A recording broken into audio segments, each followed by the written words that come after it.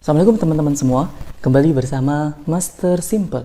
Nah, gimana kabarnya teman-teman?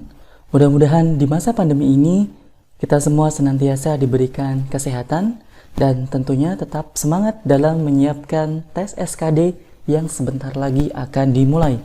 Nah, pada video kali ini Master akan melanjutkan pembahasan soal prediksi TWK HOTS yang telah dibahas di video sebelumnya. Jadi ini adalah video bagian kedua.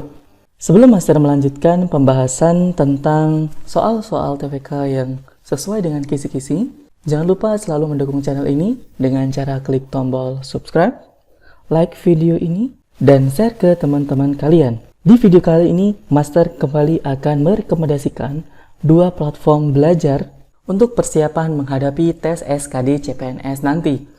Tentunya selain teman-teman juga belajar dari channel YouTube ini. Yang pertama adalah Sobat CPNS. Di Sobat CPNS, teman-teman bisa menguji kemampuan mengerjakan soal-soal SKD CPNS dengan sistem CAT yang sama dengan sistem tes SKD sesungguhnya.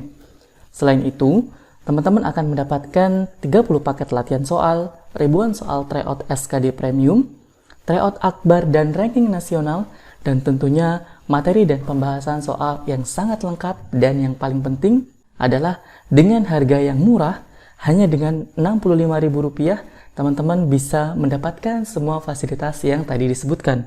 Nah, platform belajar kedua yang Master rekomendasikan adalah Solusi Belajar. Di Solusi Belajar ada 3 paket yang teman-teman bisa pilih untuk berlangganan, mulai dari paket skripsi, tesis, dan disertasi.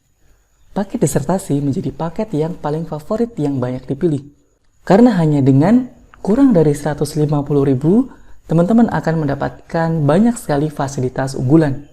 Teman-teman akan mendapatkan 50 paket tryout HOTS SKD Premium dengan tampilan yang sama dengan CAT BKN, 54 paket latihan soal TWK TIU dan TKP HOTS, materi dan tampilan soal per kisi-kisi, real-time score, statistik lengkap TWK, TIU, dan TKP, dan tentunya pembahasan soal yang sangat lengkap.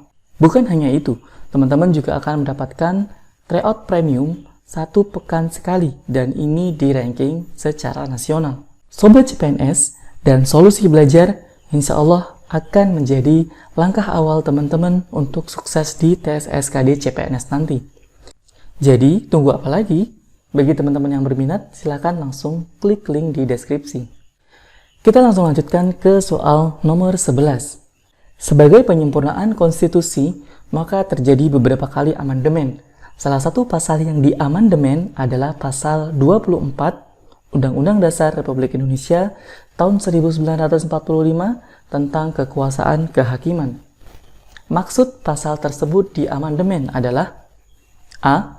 Agar memberikan peluang kepada warga negara untuk mencari keadilan dan kepastian hukum. B. Agar tidak terjadi korupsi, kolusi, dan nepotisme dalam penyelenggaraan pemerintahan. C. Agar semakin diakuinya hak asasi manusia dalam kehidupan sehari-hari oleh negara. D. Agar pekerjaan kehakiman tidak terlalu berat, maka dari itu dibentuklah beberapa lembaga pembantu. Atau E. Agar tidak terjadi penyimpangan dalam kekuasaan kehakiman seperti kekuasaan kehakiman seumur hidup. Jawaban yang tepat adalah A, teman-teman. Agar memberikan peluang kepada warga negara untuk mencari keadilan dan kepastian hukum. Jadi, sebelum adanya amandemen, kekuasaan kehakiman dijalankan oleh Mahkamah Agung beserta lembaga peradilan yang diatur dalam undang-undang. Dalam ketentuan tersebut di atas, tidak dinyatakan secara tegas bahwa kekuasaan kehakiman merupakan kekuasaan yang merdeka. Setelah diamandemen, kekuasaan kehakiman dinyatakan dengan kekuasaan yang merdeka untuk keadilan serta dipegang oleh Mahkamah Agung dan badan peradilan yang berada di bawahnya. Dan tentunya dalam lingkungan peradilan umum, lingkungan peradilan agama, lingkungan peradilan militer, lingkungan peradilan tata usaha negara, dan oleh sebuah mahkamah konstitusi. Hal ini memberikan peluang yang lebih besar bagi setiap warga negara untuk mencari keadilan dan kepastian hukum. Kita lanjut ke nomor 12. Dalam menjalankan tugas dan wewenangnya, Komisi Pemberantasan Korupsi atau KPK berasaskan kepada kecuali A. Kepastian hukum, B. Keterbukaan, C. Akuntabilitas, D. Kepentingan umum, atau E. Keberanian? Jawaban soal ini adalah E, teman-teman. Dalam pelaksanaan tugasnya, KPK berpedoman kepada 6 asas, yaitu asas kepastian hukum, keterbukaan, akuntabilitas, kepentingan umum, proporsionalitas, dan penghormatan terhadap hak asasi manusia. Kita lanjut ke nomor 13. Pada bulan Juli tahun 2019, 138 dari 193 anggota PBB telah mengakui kemerdekaan Palestina, termasuk Indonesia. Dukungan Indonesia sesuai dengan makna yang terkandung dalam pembukaan Undang-Undang Dasar 1945 alinea ke A1, B2, C3, D4, atau E5. Jawaban yang tepat untuk soal ini adalah A, teman-teman. Alinea ke-1. Alinea 1 berbunyi bahwa sesungguhnya kemerdekaan itu ialah hak segala bangsa, dan oleh sebab itu, maka penjajahan di atas dunia harus dihapuskan karena tidak sesuai dengan peri kemanusiaan dan peri keadilan.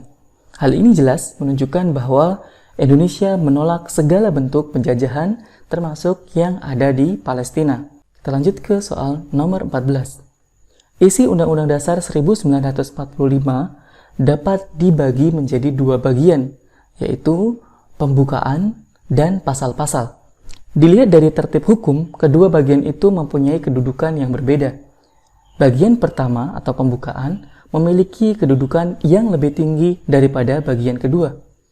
Hal ini disebabkan pembukaan Undang-Undang 1945 memenuhi persyaratan untuk disebut sebagai pokok kaidah fundamental negara Republik Indonesia. Adapun salah satu syarat tersebut adalah A. Pembukaan UUD 1945 terdiri dari 20 bab dan 73 pasal. B. Pembukaan UUD 1945 berdasarkan Piagam Jakarta. C. Pembukaan UUD 1945 dapat diamandemen. D. Pembukaan memuat Pancasila, asas politik negara, dan tujuan negara. Dan yang E. Pembukaan memuat peraturan-peraturan dalam bentuk pasal-pasal. Nah, jawaban yang tepat untuk soal ini adalah D, teman-teman. Pembukaan memuat Pancasila, asas politik negara, dan tujuan negara. Syarat pembukaan UUD 1945 disebut sebagai pokok kaidah fundamental negara Republik Indonesia adalah sebagai berikut. Yang pertama, dilihat dari sisi sejarahnya. Pembukaan ditentukan oleh pembentuk negara, dalam hal ini adalah PPKI. Kemudian yang kedua, dilihat dari isinya. Pembukaan memuat asas falsafah negara, yaitu Pancasila, asas politik, dan tujuan negara.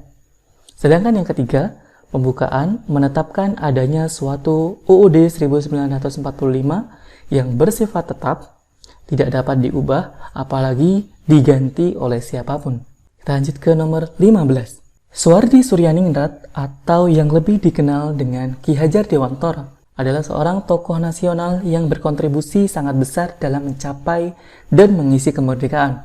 Pada masa pergerakan nasional, tokoh 3 serangkai ini berani mengkritik kebijakan pemerintah kolonial Belanda yang sewenang-wenang, meskipun pada akhirnya beliau mengalami nasib dibuang ke negeri Belanda. Sepulang dari pengasingan, beliau tetap aktif dalam kegiatan pergerakan nasional, yaitu A. Menghidupkan pergerakan politik Indesepartij. B. Mengembangkan pergerakan di sektor ekonomi. C. Bergerak dalam bidang pendidikan kebangsaan. D. Mendirikan organisasi sosial keagamaan. Atau E. Aktif di bidang perdagangan Pulau Jawa. Jawaban yang tepat adalah betul, C, teman-teman. Setelah kembali ke Indonesia, Ki Hajar Dewantara bergabung menjadi seorang guru di sebuah sekolah. Kemudian, beliau mendirikan sekolah sendiri yang bernama National Underwich Institute Taman Siswa, yang kemudian kita kenal sebagai Taman Siswa. Jadi, beliau bergerak dalam bidang pendidikan. Kita lanjut ke soal ke-16. Kedelai termasuk bahan pangan yang dapat dibuat segala makanan, seperti tahu, tempe, dan tauco. Penggunaan kata yang tidak tepat pada paragraf di atas adalah A. Bahan, B. Pangan, C. Dibuat, D. Termasuk, atau E. Segala? Jawaban untuk soal ini adalah E, teman-teman. Segala. Penggunaan kata segala pada kalimat tidak tepat. Seharusnya menggunakan kata berbagai. Kita lanjutkan ke nomor 17. Berikut adalah hak-hak yang dimiliki oleh lembaga tinggi negara. Yang pertama, hak interpelasi, hak imunitas, hak menyatakan perang, dan hak angket. Yang termasuk dalam hak yang dimiliki oleh DPR adalah A. 1, 2, dan 3, B. 1, 2, dan 4, C. 2, 3, dan 4, D. 1, 3, dan 4, atau E. 1, 2, 3, dan 4. Jawabannya yang tepat adalah B, teman-teman. Nah, pada pasal 20A Undang-Undang Dasar 1945, ayat pertama menyatakan DPR memiliki fungsi anggaran, fungsi legislasi, dan fungsi pengawasan. Di ayat kedua, dalam melaksanakan fungsinya, selain yang diatur dalam pasal-pasal lain Undang-Undang Dasar ini, DPR mempunyai hak interpelasi, hak angket, dan hak menyatakan pendapat.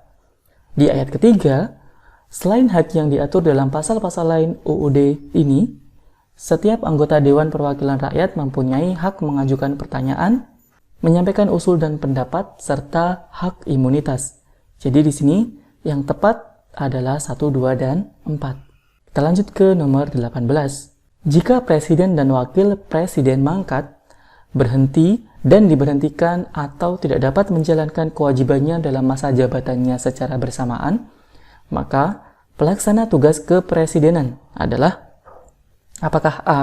Menteri Dalam Negeri bersama Menteri Luar Negeri dan Sekretaris Negara secara bersama-sama, atau B. Menteri Dalam Negeri bersama dengan Menteri Pertahanan dan Sekretaris Negara secara bersama-sama, atau C. Menteri Pertahanan bersama dengan Menteri Dalam Negeri dan Sekretaris Negara secara bersama-sama, atau D. Menteri Luar Negeri, Menteri Dalam Negeri, dan Menteri Pertahanan secara bersama-sama, atau E. Semua jawaban yang ada pada pilihan salah. Jawaban yang tepat adalah D, teman-teman. Berdasarkan pasal 8 ayat ketiga, menyatakan jika Presiden dan Wakil Presiden mangkat, berhenti, diberhentikan, atau tidak dapat melakukan kewajibannya dalam masa jabatannya secara bersamaan, pelaksana tugas kepresidenan adalah Menteri Luar Negeri, Menteri Dalam Negeri, dan Menteri Pertahanan secara bersama-sama. Kita lanjut ke soal ke-19. Peran Hos Cokro Aminoto bagi perjuangan pergerakan nasional Indonesia adalah apakah A. Pendiri Sarekat Islam dan pimpinan Islam, B. Pendiri Sarekat Dagang Islam dan pemimpin Islam, C. Pendiri Sarekat Islam dan motivator pergerakan, D. Motivator pergerakan dan pemimpin Islam, E. Pendiri Sarekat Dagang Islam dan motivator pergerakan. Jawaban yang tepat adalah C, teman-teman. Haji Umar Said atau Hos Cokro Aminoto merupakan pendiri Sarekat Islam pada tanggal 10 September tahun 1912. Sebelumnya, organisasi ini bernama Sarekat Dagang Islam. Di bawah naungan Cokro Aminoto, SI menghimpun tokoh-tokoh penting pergerakan nasional. Di antaranya adalah Haji Agus Salim, Abdul Muiz, Suwardi Suryaningrat, Surjo Pranoto, hingga Semaun dan Alimin. Cokro Aminoto juga menjadi bapak sekaligus mentor bagi tokoh-tokoh yang kelak amat berpengaruh dalam riwayat berdirinya RI. Salah satunya adalah Soekarno. Terlanjut ke nomor 20. Perasaan senasib sepenanggungan karena merasa memiliki pengalaman dan penderitaan penjajahan oleh Belanda, maka terbentuk pergerakan nasional. Masa ini ditandai dengan lahirnya organisasi nasional seperti Budi Utomo pada tahun 1908, serta lahirnya Sumpah Pemuda pada tahun 1928, yang memungkinkan adanya integrasi nasional. Akhirnya, pada tahun 1945, bangsa Indonesia memproklamasikan kemerdekaannya. Pelajaran berharga dari kejadian tersebut yang bisa diaplikasikan pada era sekarang adalah A. Sikap toleransi dan faham kebangsaan yang kuat, B. Menerapkan sikap cinta tanah air, C. Menaati segala peraturan pemerintah, D. sikap sungguh-sungguh dalam mencapai tujuan. Atau E. Memahami setiap aturan hukum yang ada di Indonesia. Jawaban untuk soal ini adalah A, teman-teman. Sumpah Pemuda menjadi peristiwa yang paling penting dalam sejarah pergerakan kebangsaan. Karena melahirkan gagasan satu nusa, satu bangsa, dan satu bahasa, yaitu Indonesia. Gagasan ini mencerminkan sikap toleran terhadap perbedaan suku bangsa yang ada demi terciptanya sebuah persatuan. Kongres Pemuda II ini juga menjadi tonggak awal kesadaran akan kebangsaan dan persatuan. Nah, demikian pembahasan kita untuk soal TWK bagian kedua. Mudah-mudahan video ini bermanfaat untuk teman-teman semua. Jangan lupa selalu mendukung channel ini dengan cara klik tombol subscribe, like video ini, dan share ke teman-teman kalian. Kita ketemu lagi di video berikutnya. Assalamualaikum. Bye.